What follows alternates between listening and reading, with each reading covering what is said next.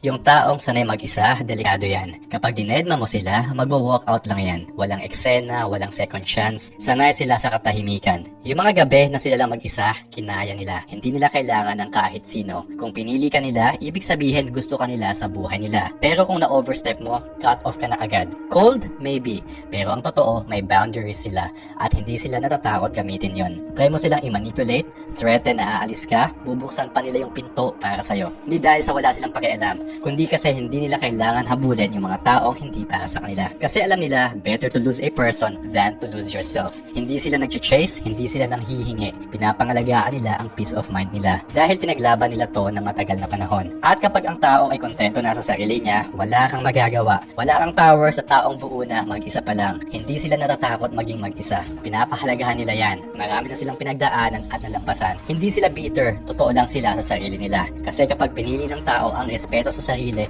kaysa sa drama at gulo, kapag pinili niya ang peace kaysa sa toxic na companionship, that person becomes powerful and dangerous.